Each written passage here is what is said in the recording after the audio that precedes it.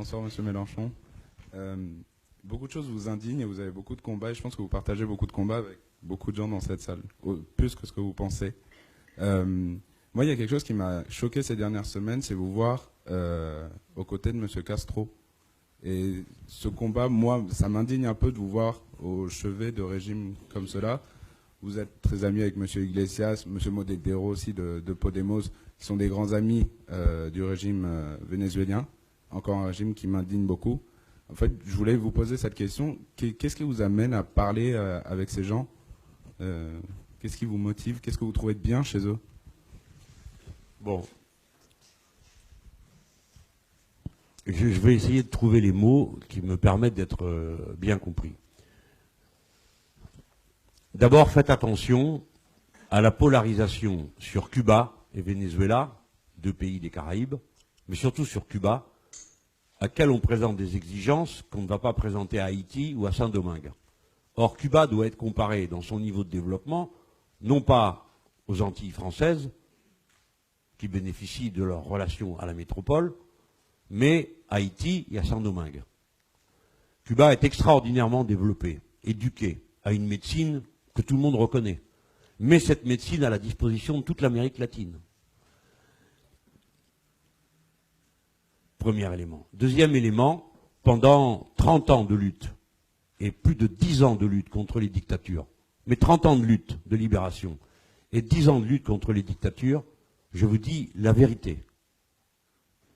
Cuba armé, Cuba financé, Cuba récupérait les camarades qui sortaient des camps de déportation, les soignait, leur refilait des papiers et les remettait en circulation. Pour une génération, pas la vôtre, hein, la mienne, il y a une dette d'honneur à l'égard des camarades. L'idée qu'on se faisait du socialisme à l'époque, je ne dis pas que c'était l'idée la plus juste, hein, mais c'était celle-là.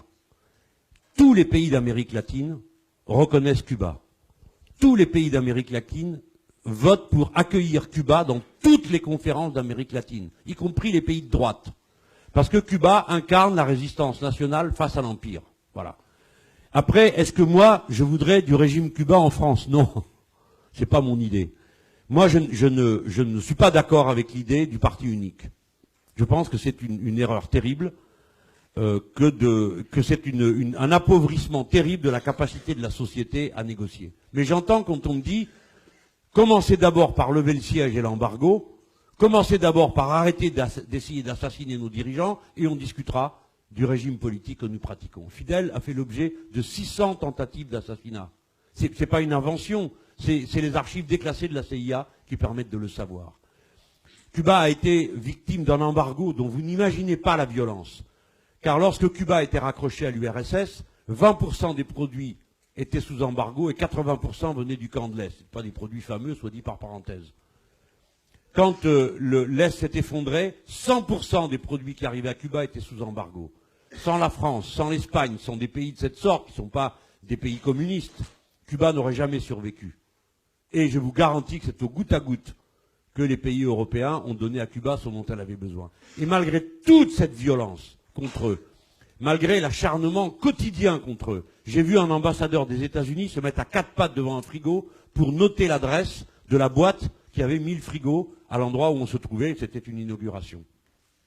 Malgré tout ça, Cuba a survécu, maintenu un haut niveau de culture, d'éducation et de soins à la population.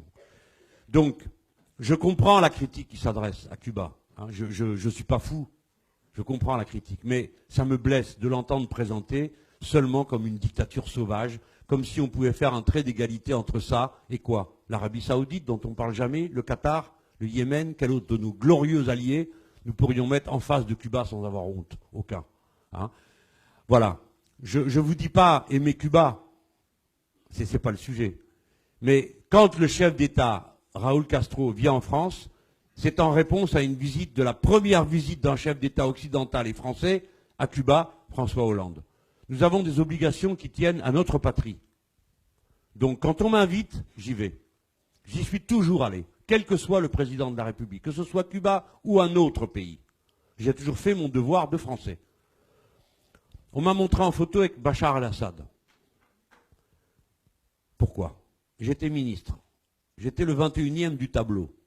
Et il y avait un tour de rôle pour aller chercher à l'aéroport ou ramener à l'aéroport les chefs d'État. Bachar el-Assad était le chef d'État. Il n'est pas venu rendre visite à moi, il est venu rendre visite au président de l'époque, qui s'appelait M. Jacques Chirac, et au premier ministre de l'époque, qui s'appelait Lionel Jospin. Et on a pris un ministre du gouvernement pour dire « Vous ramenez M. Bachar el-Assad à l'aéroport ». J'ai ramené M. Bachar el-Assad à l'aéroport. Il y a des moments où vous êtes dans les obligations qui concernent votre pays. Écoutez-moi bien, je préfère que les Français soient les premiers arrivés à Cuba, les premiers à installer des choses, pas que les Espagnols, que j'aime beaucoup pour toutes les raisons que vous imaginez, mais que les gringos ou d'autres. Donc je souhaite que les Français soient bien placés là-bas, parce que vous allez être surpris par la puissance créative des Cubains. On sait bien que le régime actuel est en train de chercher une sortie. Raúl Castro va sans doute quitter la présidence dans un an. L'économie cubaine est dollarisée, hélas. Tout ça va bouger et changer. Les Cubains sont nos amis. Voilà moi comment je le vis. J'essaye pas de vous raconter des histoires, ni de vous dire que Cuba est un paradis. Mais je vous garantis que pour un Haïtien et un enfant haïtien qui mange de la terre, Cuba est un paradis.